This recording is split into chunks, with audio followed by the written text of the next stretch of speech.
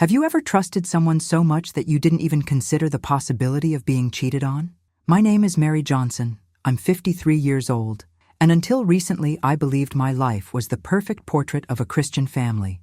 I'd been married for decades, actively involved in church, and prayed every night for my husband and our union. To outsiders, we were the couple who inspired other couples, an example of love, faith, and perseverance. But behind the surface, something quiet and devastating was happening. What you're about to discover may surprise you. I lived to see the ground give way beneath my feet, and it wasn't because of something that happened out there, in the distant world of my faith. It was inside my own home, while I still knelt every morning asking God to strengthen our marriage. Have you ever been there, trusting so much that you don't notice the signs? I remember the glow he had when he talked about work, and especially about that new employee who was helping a lot. I smiled proudly, thinking it was just another blessing sent by God to ease the burden of routine. What I didn't know was that while I prayed, he was nurturing a secret relationship, hidden behind deleted messages, knowing smiles, and extra hours at the office. I won't deny it. At first, I couldn't believe it. After all, how could a man who led prayers, who sang praises alongside me, betray me in such a cruel way? How could he do this not only to me, but also to the principles he preached? Stay with me until the end, because the way it all came to light was anything but simple, and perhaps you'll recognize yourself in every detail of this story. The silence of the church, the weight of the stairs, the feeling of being wrong for exposing the truth. All of this still echoes in my memory, and it was at this point that my life took a turn I never could have imagined. I used to wake up every day before sunrise. I'd make coffee, play a soft hymn in the kitchen, and feel like that simple moment was a gift from God. My husband would come downstairs in his suit, ready for another day at the office, and we'd exchange a quick kiss, accompanied by a sincere, "God bless you." Our children were grown and moving on with their own lives, but the phone always rang on Sundays, and the house would fill with laughter when they came for lunch. I felt like we were living the fruit of years of dedication, prayer, and right decisions. Our routine was marked by deep involvement in church. On Saturdays, we helped with the couples group, and I led a small prayer group with other women. I was proud to see my husband preaching with conviction, speaking about fidelity, trust, and unconditional love. There was no reason to suspect anything. On the contrary, everything seemed to reinforce the image that our marriage was protected by an invisible wall of faith. Inside, I felt safe. There was a silent trust between us, or at least I believed there was. It was as if every gesture, every look, and every word affirmed that we were on the right path. Even in tense moments, as every couple experiences, we sought to resolve them through prayer and dialogue. I was certain that the foundation that supported our union was solid. But looking back, I realized that life has a curious way of hiding uncomfortable truths behind a perfect facade. Small details, which at the time seemed inconsequential, now stand out as clear signs that something was stirring behind the scenes. A meeting that went on longer than usual, a too short answer to a simple question, a distant look in the middle of an ordinary conversation. I didn't connect the dots. I didn't want to. After all, when you build your life on trust, it's too painful to imagine it being broken. Now I want to delve even deeper into this topic, because behind the peaceful routine and the beautiful words, there was a hidden truth that would completely change my journey, impact my mindset, and force me to make decisions I never thought I'd have the courage to face. And it all started with a simple detail that at the time I chose to ignore. He wasn't just my husband. He was Brother Michael Johnson to everyone, the man who always had a word of encouragement, who prayed with those in need, who visited the sick and counseled young couples on how to keep the flame alive in their marriage. It was common after a service for someone to approach me and say, "Mary, you are blessed to have a man like this by your side." And I would smile proudly, deeply believing in this image. He carried a quiet authority, the kind of presence that made people pay attention without him having to raise his voice. In the community, Michael was seen as a living example of integrity. His sermons touched hearts, his prayers moved. He knew how to use the right words to bring comfort and hope, and this skill seemed to come from a genuine place. It was impossible not to believe. Even in social gatherings, he stood out for his courtesy, for treating everyone with respect and kindness. It seemed there was no contradiction between the public figure and the husband I knew at home. This collective respect had a direct impact on how I viewed him. It wasn't just love, it was admiration. I trusted him completely because everyone else did. It was as if the validation from the community reinforced, day after day, the certainty that our life was based on an unshakable foundation. And in this scenario, any doubt that arose seemed too small to be taken seriously. But life has a curious way of creating hidden secrets that don't show on the surface. Behind his impeccable posture, there were moments of distance that I explained to myself as tiredness or worried about work. And when he mentioned the employee who saved the day at the company, my reaction was simply to thank God for putting her in his path. I never imagined that this discreet presence would play such a profound role in transforming our story. The hidden truth is that the more admired he was, the harder it became to see any flaws. The mindset I had at the time prevented me from realizing that public respect is not synonymous with intimate transparency. And it was precisely this blind trust that paved the way for something that, in a short time, would redefine everything I believed about marriage, loyalty, and even the faith I professed. It was almost imperceptibly that the first shadows began to form. At first, they were subtle. Changes, almost insignificant to someone I trusted as much as I did. Michael began arriving home later, always with a plausible excuse. Meetings that stretched out, last-minute emergencies, important contracts to close. I believed him without question, because there was never any reason to doubt him. He had always been responsible, committed to his work, and careful with the family finances. These explanations made sense. Too much sense. His cell phone, previously left on the table or forgotten, on the sofa, was now always in his pocket or face down. The notifications, which had previously rang freely, were silenced. If they rang, he discreetly stepped away to answer them. I saw it. I noticed it. But I attributed it all to new responsibilities at the office or confidential matters he couldn't share. It was easier to believe this than to allow for any suspicion. Over time, I realized that even when he was physically present, he seemed distant. During dinner, his gaze would wander off, into space, as if he were elsewhere. When I asked, he would smile and say he was just tired. And I, unaware of the hidden truth, accepted this answer. My peacekeeping mentality prevented me from pressing the issue. My priority was protecting the harmony that, for me, was the greatest value in our home. There was a night when he went out to take care of something quick and returned hours later, wearing the same impeccable outfit and delivering a rehearsed speech about a client in crisis. I remember feeling a tightness in my chest, but I pushed the thought away like someone shoving away a nagging shadow. At the time, I still didn't understand that these small decisions, to ignore, to not question, to accept the most comfortable version, were leading me to a point of no return. Today I see that, while I interpreted everything as a normal part of the journey of a busy and respected man, behind the scenes, another story was unfolding. A silent plot, constructed far from my eyes, that would soon cross my path with enough force and impact to completely transform the course of my life. At that time, my identity as a wife was deeply tied to my beliefs. I had learned from a young age that a Christian woman should be submissive, respectful, and, above all, unconditionally supportive of her husband.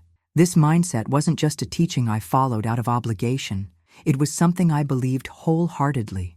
I saw myself as the silent guardian of our home, the one who held the walls, together with prayer, patience, and faith. When I sensed any sign of tension, my first reaction was to kneel and intercede, never to question. I believed that if I prayed enough, God could transform any situation. This conviction gave me strength, but it also blinded me to the possibility that some problems couldn't be solved by silence and waiting alone. I prayed for him while I prepared dinner, prayed while he slept, prayed in the pew while he preached. It was as if my role was to ensure his path was straight, even if to do so, I had to ignore the detours that were beginning to creep into the corners of our lives. When I heard other women talking about marital conflicts, I was proud to say that here, we resolved everything through dialogue and prayer. I was the first to advise patients not to make rash decisions and to keep the family together at all costs. Deep down, I believed that true love meant enduring, waiting, and forgiving, always. This attitude, which I saw as a virtue, ended up preventing me from seeing between the lines, the hidden truths hidden behind well-calculated gestures and words. Even on days when I felt a cold distance between us, my reaction was to redouble my dedication. I prepared his favorite meals, left notes with Bible verses in his jacket pocket, and tried to create moments of connection. I didn't realize that by doing this without seeking answers, I was fostering a routine in which he settled, certain that nothing would shake my commitment. The impact of this stance only became clear later, when I understood that being supportive doesn't mean suppressing one's own voice. That submission, when misinterpreted, can turn into complicit silence to something that destroys from within. And it was at this point in my journey that I began to sense, even without understanding, that something greater was moving behind my faith and that it would soon place me before decisions I never imagined I would have to make. Over time, I realized that living this way required a silent grind. I carried the weight of keeping everything in order, even when something inside me was already whispering that pieces were out of place. Maybe you know what I mean, that feeling that something has changed, but we prefer to believe it's just a phase. And it's precisely this kind of conversation that makes me want to open my heart here, because I know there are women going through similar situations who need to hear that they are not alone. If this story touches you in any way, if at any point you recognized yourself in my words, I ask you to like this video. It's not just a simple gesture. It's a powerful way to share this message with other women who also need this strength, this clarity, this real exchange that we build here. Every like helps keep this conversation alive, strengthens this community, and allows me to continue sharing truths that are often hidden behind the scenes of life. Because deep down, that's what matters. Transforming pain into learning, isolation into connection, silence into voice. And it's in this spirit of unity that I want to continue telling you how, even though I believed I was in control of the situation, I was about to be confronted by revelations that would change everything I thought about love, loyalty, and faith. I vividly remember the first time I heard about her. It was a typical evening while we were having dinner, and Michael was talking about the new addition to the team. He said the company had hired a young, energetic, highly efficient employee who was a blessing for the progress of projects. He spoke enthusiastically, as if presenting a solution to a long-standing problem. I smiled, genuinely happy that he had someone to lighten his workload, especially since the demands had increased in recent months. At that moment, there was no room for suspicion. To me, it was just another detail in his routine. As the days went by, her name began to appear more frequently in conversation, always in positive contexts. She solved problems quickly, stayed late when necessary, and had innovative ideas that made everyday life easier. I saw all of this as professionalism and dedication, qualities I admired. Michael said she was always willing to help, and that her presence had brought new energy to the room. And I, without understanding, began to associate her image with the idea of competence and support. He often mentioned situations in which she'd go above and beyond what was expected, organizing reports after hours, covering urgent demands, even bringing coffee to the team during late-night closings. It all sounded like pure goodwill. I even thanked God for this unexpected help, believing it was an answer to my prayers that his workload would be less burdensome. But amid all this professional admiration, there were small details that, at the time, went unnoticed.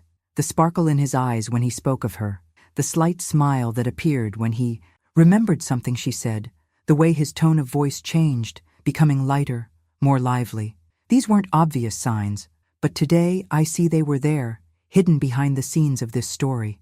The truth is, while I celebrated the arrival of someone who seemed to ease his journey, a silent bond began to form between them. A bond that, at first, perhaps neither of them knew where it would lead, but which already carried within it the potential to generate painful revelations and completely transform the course of my life. As the months passed, I noticed that Michael seemed increasingly overwhelmed. He would come home late, often exhausted, and say that work was demanding more than ever. I saw the weariness in his shoulders, and instead of questioning it, I felt my mission was to strengthen him spiritually. I began to pray more intensely for him, for his health, his courage, and for clarity of decision. Sometimes I would wake in the middle of the night, and seeing him sleeping soundly, I would place my hand on his chest and silently ask God to shield him from any negative influences. I didn't know it, but at that very moment, the betrayal was already happening. While I was talking to God about protection, fidelity, and renewal, he was living a parallel story. It's strange to think about it now, because back then, my prayers were filled with love and trust. I believed the enemy could attack from without, but I never imagined the threat was already within, rooted in a bond growing behind the scenes. My mindset was that of a spiritual warrior. I fasted, wrote verses on paper, and put them in his Bible, believing that each word I read would be like a shield. However, looking back, I realized that I was also using these practices to dispel any shadow of doubt that might try to form in my mind. It was easier to believe that everything would work out through faith than to face the possibility that something serious was happening. I remember one particular day when he excitedly told me he'd stayed late resolving a problem with that employee. I smiled and said, "Thank God for putting the right people in your path." That phrase resonates painfully today. I truly believed I was giving thanks for a divine gift, when in reality, that connection was already the seed of one of the greatest pains of my life. I had no idea that my prayers, though sincere, weren't preventing them from growing closer. And it was precisely during this period of intense intercession that the threads of our story began to intersect with revelations that would soon shatter the perfect image I held of our marriage. The first warning signal came so subtly that on a normal day, I might have ignored it. It was a Friday afternoon, and I'd decided to stop by the office for a snack, since he'd said he'd be staying late. As I got into his car to park, a different scent enveloped me. Not mine, not his. It was sweet, lingering, the kind of aroma that sticks in your memory. The moment I smelled it, a strange sensation coursed through me. It wasn't anger, not despair, but a quiet unease, as if something were out of place. I tried to rationalize. Maybe it was someone who'd hitched a ride, or maybe an employee who'd needed to use the car to pick up something. But no matter how many explanations I tried, that detail insisted on sticking in my mind, like a seed of doubt planted in soil I'd always kept clean. A few days later, another situation struck a chord with me. We were in the living room when his phone vibrated. He glanced at it quickly, frowned, and without saying anything, deleted the message. I'd never seen him do that before. Normally, if something important came in, he'd comment or respond in front of me, but now he seemed in a hurry to hide the information. I asked him casually if it was urgent, and he simply said, "Nothing major, just work." His tone was firm, but there was a distinct weight to the words, as if they carried more than the sentence itself suggested. The internal conflict began there.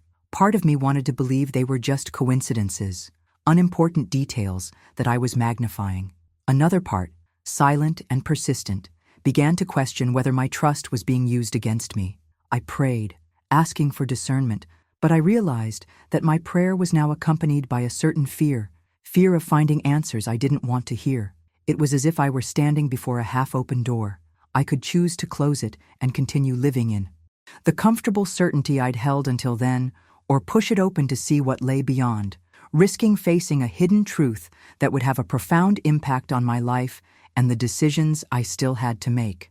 In the days that followed, my mind seemed to live in two opposing worlds.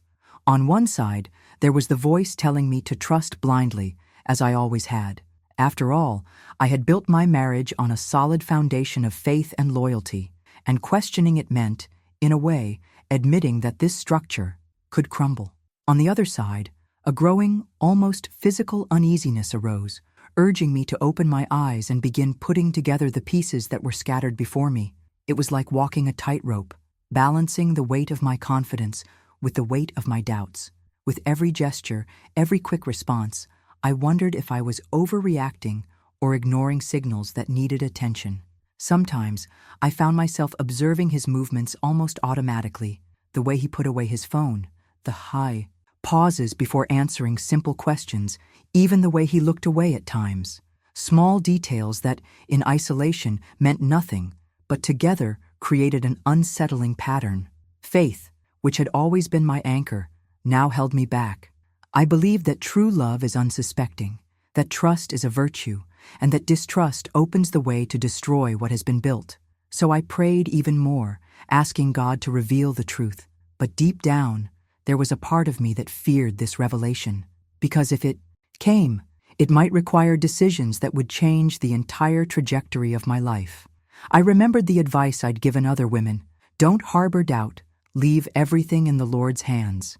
And there I was, trying to follow my own words, but feeling something was different. It was as if a veil was slowly lifting, revealing only fragments of a reality I couldn't yet fully see. This internal tension became part of my routine. I remained the devoted wife, the woman of faith who didn't back down, in the face of difficulties. But inside, there was a silent war raging, a struggle between the desire to protect the perfect image we'd built and the need to face the hidden truth, the one that, sooner or later, would have an impact impossible to ignore. The discovery happened on a Tuesday afternoon, around 4 o'clock. The day was muggy, the kind of heat that seems to stick to your skin, and I was wearing a light blue cotton dress, my favorite for hot days. I had left a church appointment early and decided to stop by the office to surprise him. I didn't tell him beforehand. I thought it would be a sweet gesture, bringing him an iced coffee and a smile. When I arrived, the parking lot was nearly empty, which struck me as odd for that hour. I walked down the quiet hallway to the glass door of his office. The blinds were only partially closed, and through the cracks, I saw a scene that made my heart race. Michael was sitting on the edge of his desk, leaning forward, smiling in a way I hadn't seen in a long time. Across from him, the employee, the one he'd often described as dedicated, was holding his arm and whispering something in his ear. It wasn't a work gesture. It wasn't a professional conversation. There was intimacy in the way she approached, as if they were alone in the world. My first instinct was to back away, as if I'd invaded a forbidden space, but I stood there, frozen, watching through the crack, feeling the muffled sound of their laughter filter through the glass and pierce my memory. The coffee I was holding began to sweat in my hands, and a drop ran down the cup until it wet my fingers. It was a small detail, but it was etched in my memory along with the scent of her perfume, which escaped when someone opened the hallway door and the air circulated. I don't know how long I stood there, trying to understand if what I saw was truly what it seemed. My body wanted to step in and demand an explanation, but my mind still struggled to find a justification that wouldn't destroy everything. It was as if two forces were pulling me in opposite directions: the need to protect the life I knew, and the urgency to face the hidden truth that was right there before my eyes. And it was in this conflict that I took a step inward, determined to no longer hide from the impact that revelation would have on my journey. When the door opened and they noticed me, the air in the room seemed to grow heavier, almost solid. Michael stepped away quickly, as if an instinctive reflex could erase what I'd already seen. My body reacted before my mind could process any words. I felt heat rise to my face, my heart pounding so hard it echoed in my ears, and my hands trembled uncontrollably. It was as if the floor had suddenly shattered, and I was trying to steady myself in the void. I didn't cry at that moment. The pain was so intense it left me speechless. My gaze lingered on the details, his arm still slightly tilted toward where she was, her expression half surprised, half embarrassed, and the perfume that insisted on enveloping me like a memory I didn't want to carry.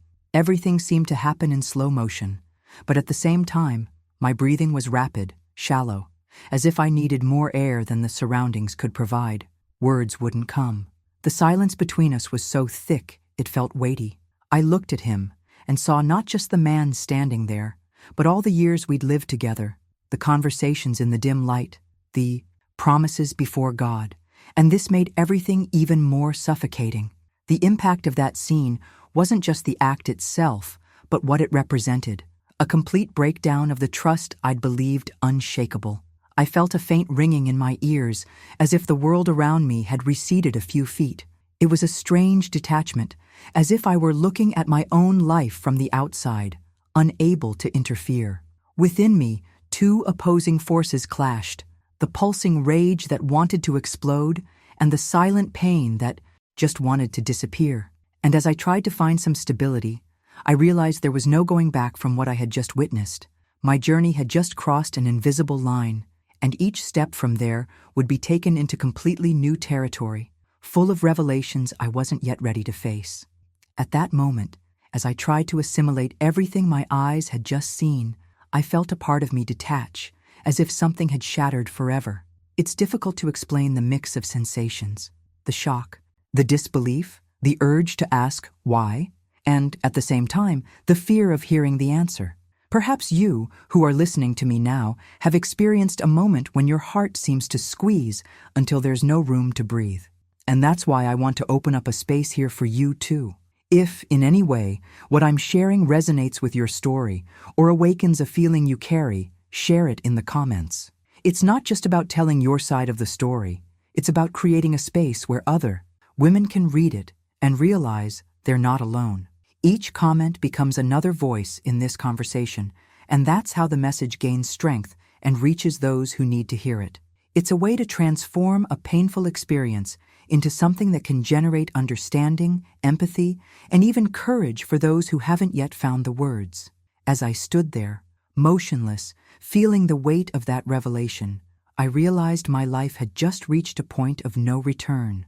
And even without knowing what the next step would be, I knew it would come fraught with difficult decisions and truths I had never dared to face until then. What tore me apart most wasn't just the confirmation that the man I'd shared decades of my life with had betrayed me. It was realizing that the betrayal also permeated my most sacred space, my faith. That woman I'd seen beside him wasn't just a dedicated employee. She also attended our church, sang the same hymns, closed her eyes in the same prayers, and often hugged me at the end of the service, saying she was praying for us. The cruel irony of this situation made the impact even more profound, because it wasn't a mistake hidden from the outside world, but something happening under the same spiritual roof that, for me, has always been a place of refuge and safety. It was as if the church walls, which had so often welcomed me, had suddenly become silent witnesses to a deception that had grown even as I believed myself protected. I couldn't help but wonder, how could someone who participates in the same worship services, who hears the same messages about purity and commitment behind the scenes, harbor something so contrary to what he preaches? This mixture of disappointment and shock began to erode not only my trust in him, but also the way I viewed the people around me. There was a distinct pain in seeing faith, which had always been the foundation of my decisions and mindset, used as a backdrop for something so destructive. It was a double blow. The rupture of the marital bond and the breaking of a spiritual covenant I had deemed untouchable. It wasn't just my life that was being shaken, it was also my vision of what it means to be part of a faith community. Even the environment that had once seemed like a safe haven now brought back uncomfortable memories, looks I couldn't interpret, and a feeling that nothing was quite the same again. And it was in this confusing space between the sacred and the profane that I began to understand that my journey would not just be about overcoming betrayal, but about rebuilding from the inside out the way I related to God, myself, and the people I, until then, believed I knew completely. When the situation finally reached the ears of some church leaders, I expected to find acceptance and support in dealing with such devastating pain. But what happened was quite different from what I expected. Instead of encouraging me to seek justice, or at least express my truth, they called me aside and, with soft voices and serious looks, asked me to keep quiet. Their justification was that speaking openly about what had happened could shame the name of God and bring division to the community. Hearing that left me stunned. I wondered how it was possible that the greatest concern wasn't the pain of a betrayed woman, but rather the preservation of an institutional image. It was as if my story had been reduced to a reputational issue, a matter to be hushed up behind the scenes so that appearances would remain intact.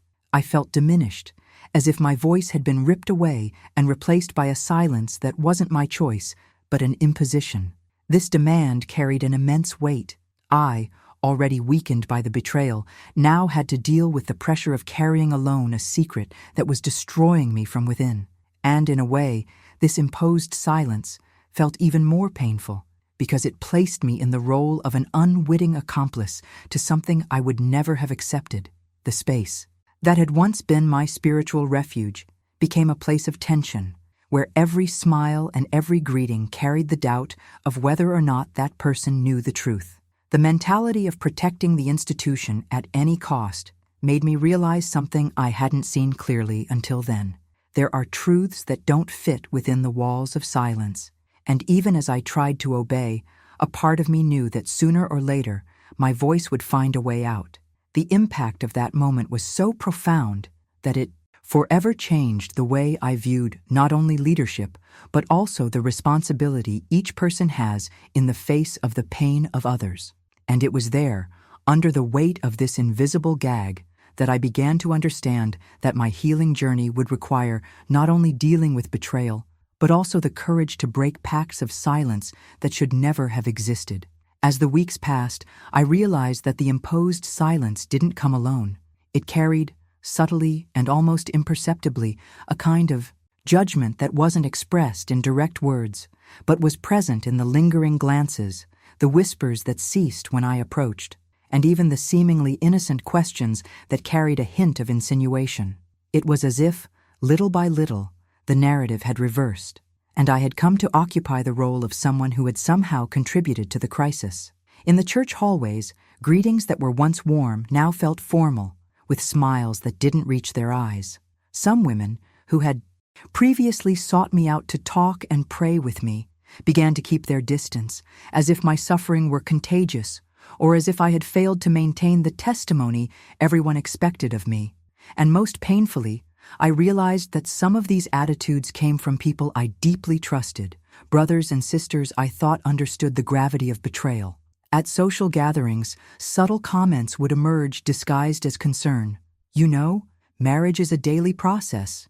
Maybe you've grown apart without realizing it. Or, men are visual. Sometimes you have to be careful not to let the flame die.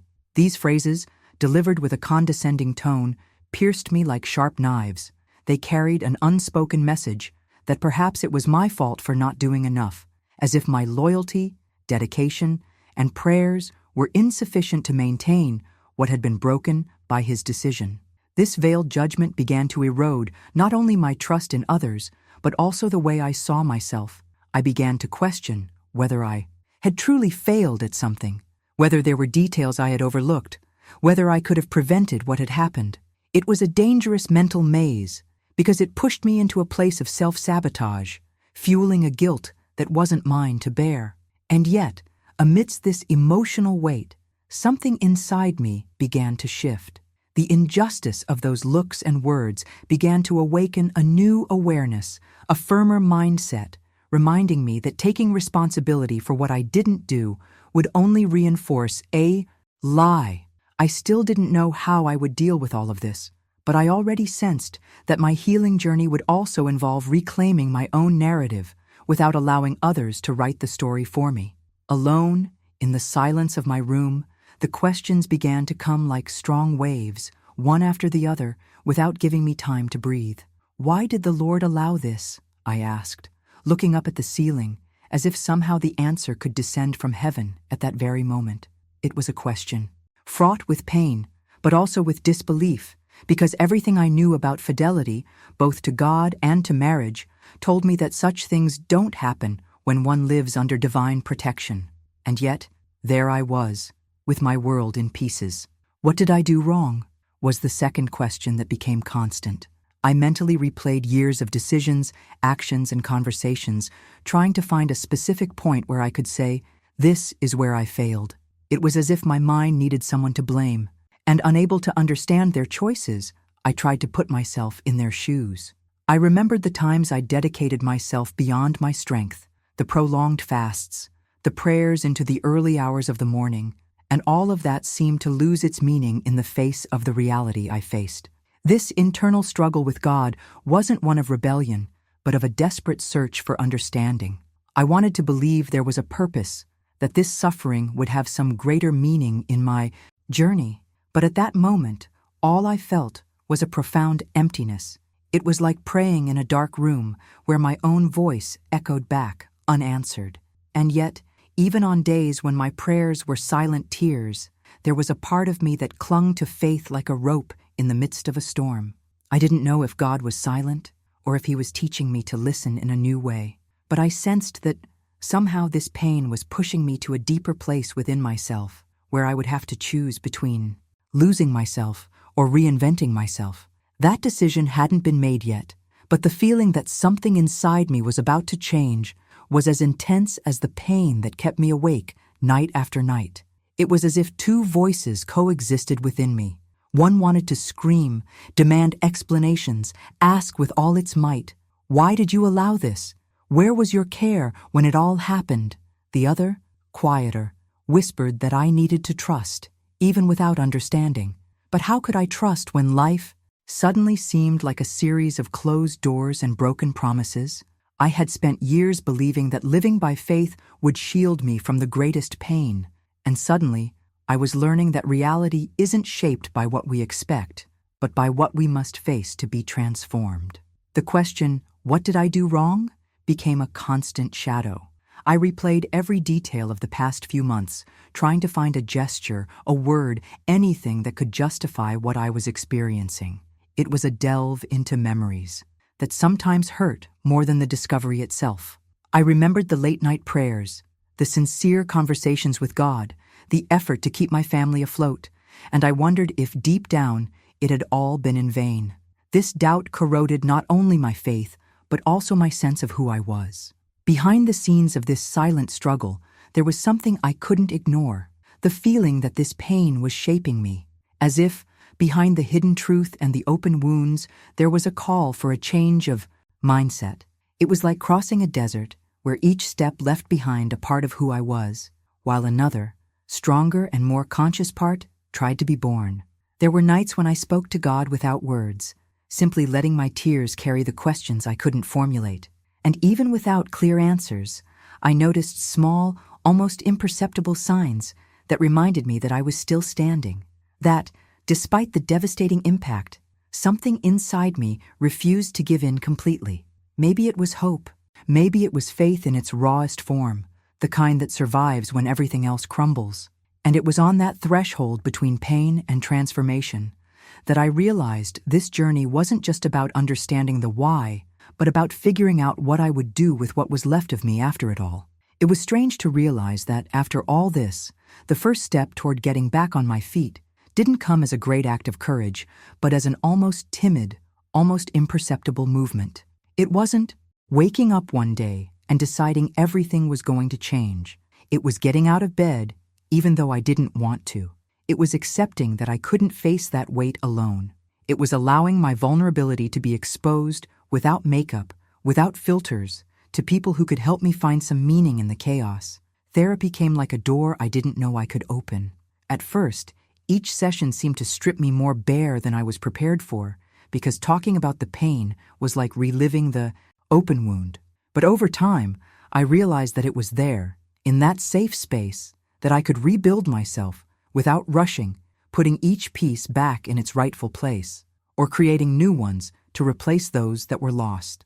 At the same time, the support groups became an unexpected respite. Hearing stories that, though different, shared the same root pain, made me understand that suffering, however personal it may seem, is also collective. There was no judgment there, just a silent acknowledgement that we were all trying to get back on our feet in different ways, but with the same goal, to survive, and who knows, return to living fully. This behind-the-scenes exchange, away from the speculative eyes, was a fuel that helped me realize that there's no shame in asking for help, but strength in admitting that we don't know everything and that we need each other. Bible reading, which had previously been an almost automatic practice, became a much deeper dive. I already knew the texts, but now the words seemed to take on a new weight, as if they spoke directly to me, penetrating the barriers of intellect and reaching the most intimate part of my soul. Verses I'd previously read without much impact now became anchors on stormy days. It was no longer about memorizing promises, but about experiencing their truth in my daily life. Each open page was a silent conversation with God, where I stopped seeking quick answers and began to find presence. This new approach showed me that rebuilding isn't a return to what was, but a reinvention. It's accepting that the old version of myself no longer exists, and that this doesn't have to be mourning, but an invitation. It's realizing that pain can be fertile ground for planting new convictions, new relationships, and a new mindset. Of course, there were setbacks, moments when the memory of what happened returned like a wave, knocking me down by surprise. But little by little, the difference began to appear. Now I had something to hold on to. When the tide rose, between therapy sessions, support meetings, and late-night prayers, I came to understand that true transformation doesn't happen linearly. It's not a straight staircase that leads us back to the top, but a path full of curves, climbs, and necessary pauses. And perhaps it's precisely in these pauses that we learn the value of continuing, even when it seems like nothing has changed. This journey taught me that rebuilding isn't just about putting the broken pieces back together, but about creating something new from them, and that ultimately, it's in this process that we discover strengths we never imagined we had. And it was in this continuous movement between falls and new beginnings that a new scenario began to form before me, as if, little by little, the fog was dissipating to reveal something that I still couldn't see completely, but that already awakened in me a mixture of fear and expectation. It was during this process of rebuilding that a silent revelation began to grow within me, almost like a seed that was already there, but only found space to sprout when the soil of my heart was turned by pain. I realized that for years, I had confused submission with self-denial, patience with passivity, and faith with blind acceptance of any injustice packaged in spiritual words. I had always heard that a Christian woman needed to hold firm, endure in prayer, and guard the home at all costs. But no one talked about the suffocating weight of carrying, alone, the burden of a relationship shattered by disrespect and emotional abuse. Over time, I understood that this model was not the gospel Jesus lived and preached, because the Christ I read in the Gospels did not turn a blind eye to suffering, did not ignore injustice, and did not expect anyone to remain bound by chains that destroyed their dignity. He reached out to the wounded, broke protocols to touch the excluded, and courageously challenged systems that used religion as an instrument of oppression. And this truth began to change the way I saw myself. It wasn't rebellion to demand respect. It wasn't a lack of faith. It wasn't a sin to protect one's own emotional, mental, and even physical life. Gradually, I realized that my identity wasn't in what happened to me, nor in the labels others placed on me, but in who God had already declared me to be. And that changes everything. When you begin to see yourself through the eyes of the one who created you, you understand that you weren't made to live on emotional crumbs, nor to accept spiritual crumbs. You realize that you have value, that you have a voice, that you have a purpose that goes far beyond any distorted narrative they tried to push upon you. It's as if, finally, the internal mirror, once cracked, begins to reflect a clearer image, not perfect, but real. This discovery made me rethink decisions, confront patterns, and rewrite concepts I'd carried since childhood. I discovered that being a Christian woman isn't about conforming to human expectations, but about living the freedom that Christ himself conquered. It's having the courage to say, "This isn't right," even if the entire room prefers silence. It's maintaining a mindset that doesn't succumb to the fear of rejection, because it understands that the most important acceptance has already been guaranteed by the one who knows every detail of our story. And it wasn't a sudden awakening, but a process that unfolded behind the scenes, between pages filled with prayers and tears, conversations with people who had paved their own paths to liberation, and moments of solitude when I had to face my own distorted beliefs.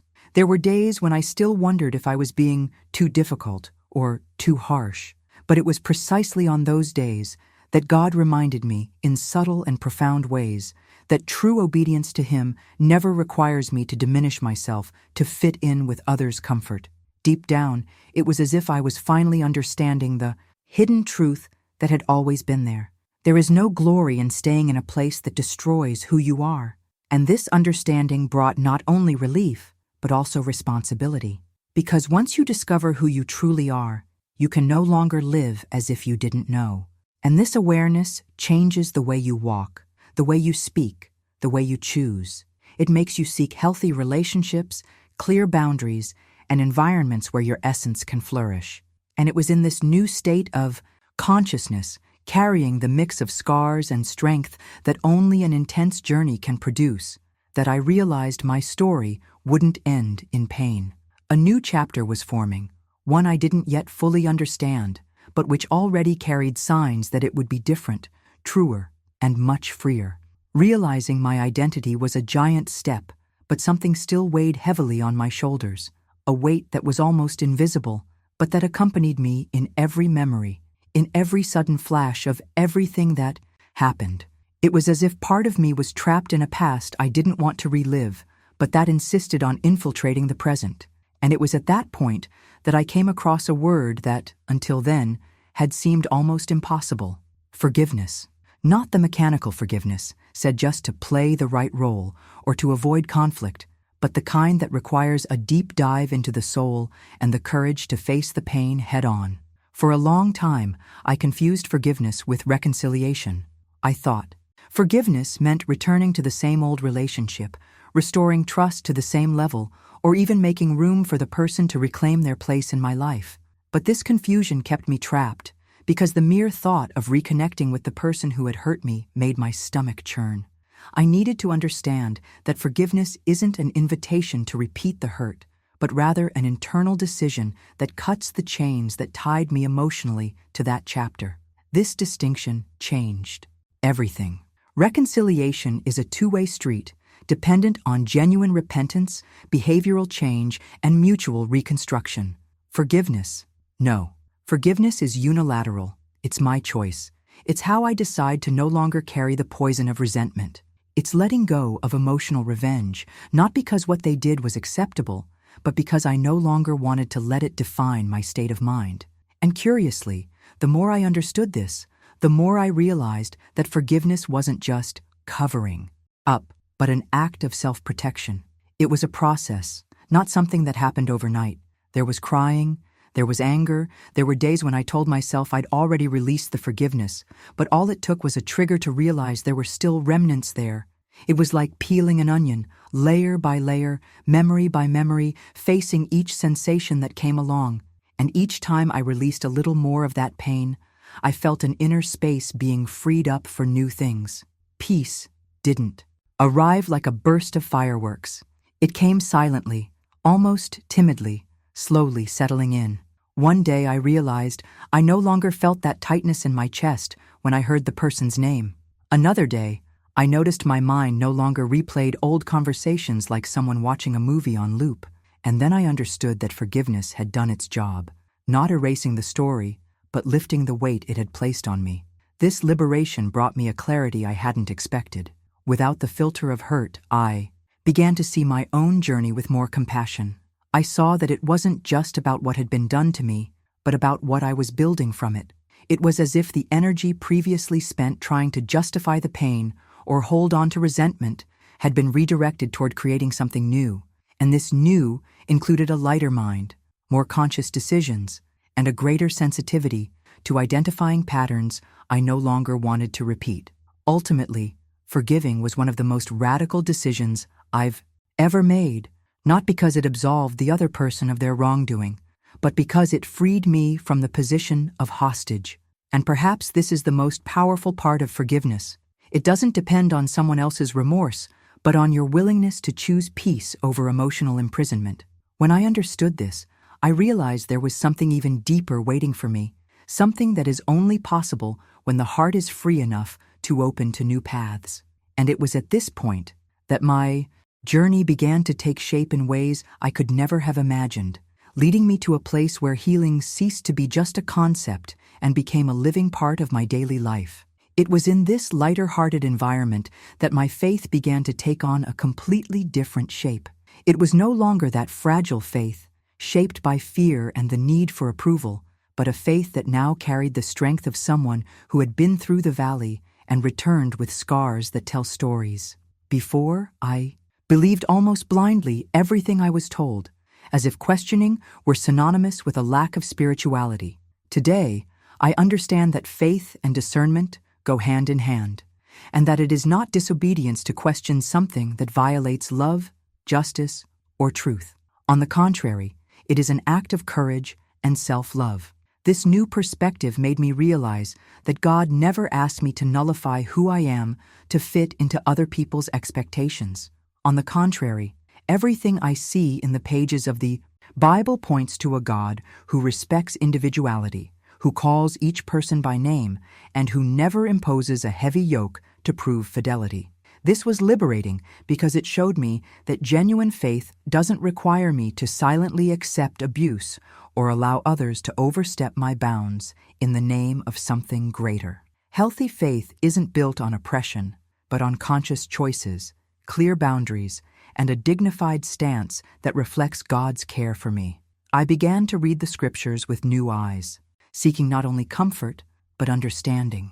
I discovered hidden truths that had long been obscured by the convenient interpretations of some, and each new revelation became a building block in this internal reconstruction.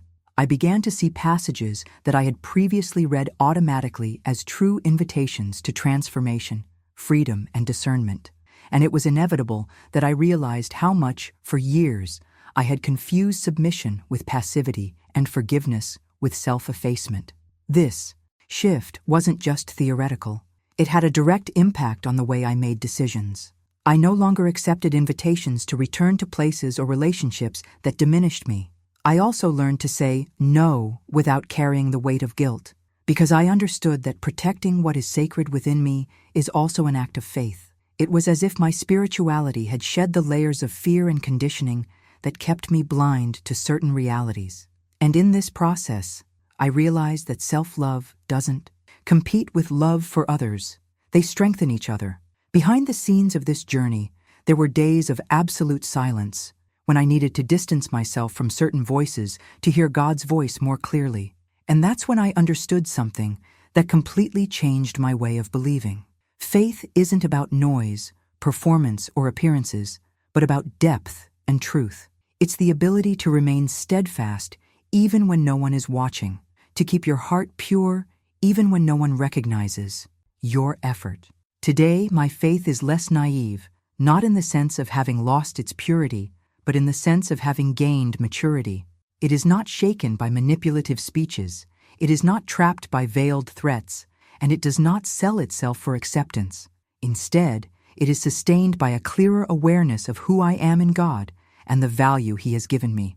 It is a faith that is not fueled by fear, but by conviction. It does not need external control to remain alive, because it has deep roots that withstand storms.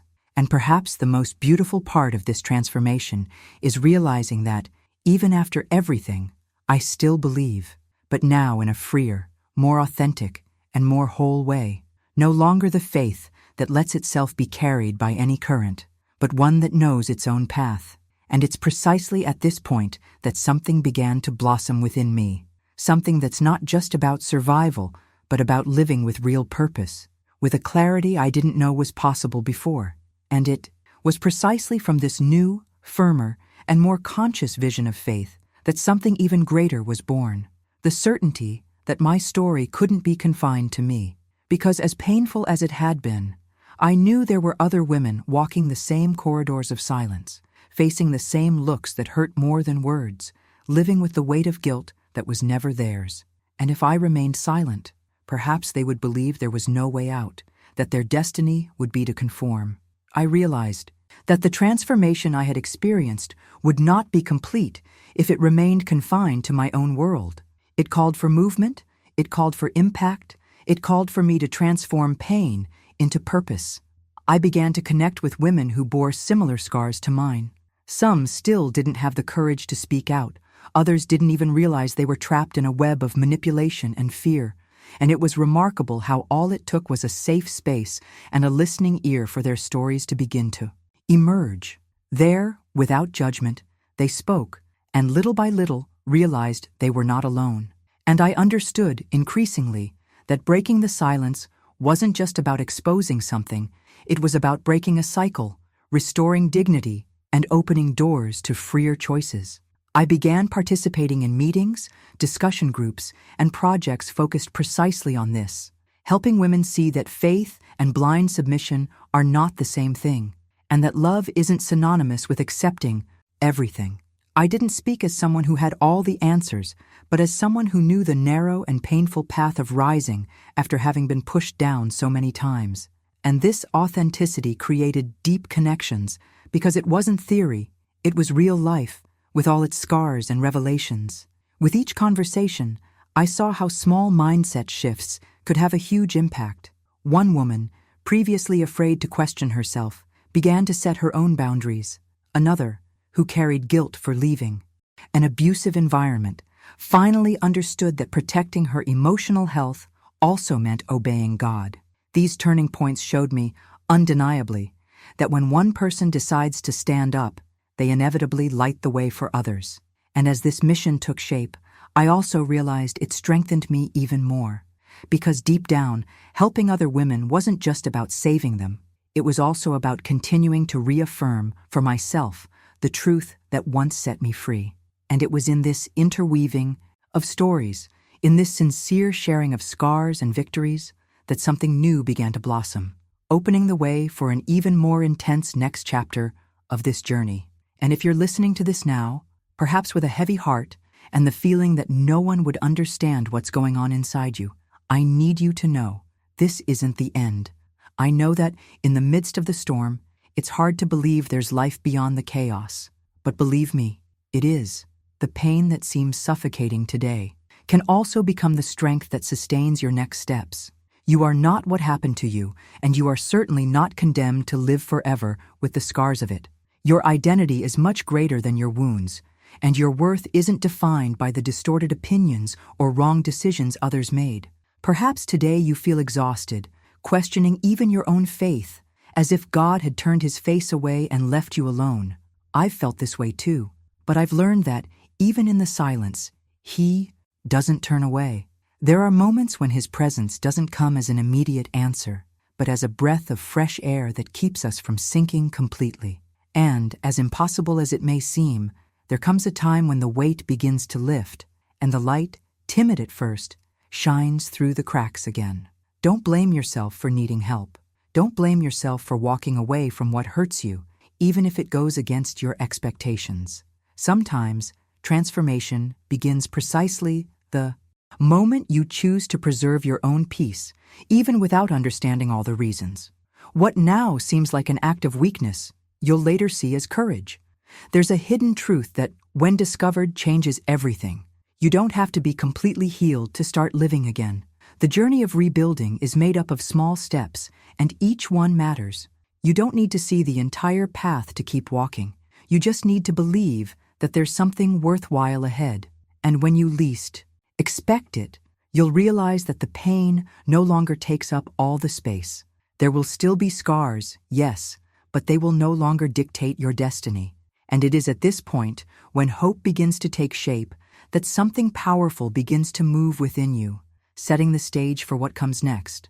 Because deep down, when a story like this reaches you, it's not just about the person who lived it, but about the person who needs to hear that there's still a way out.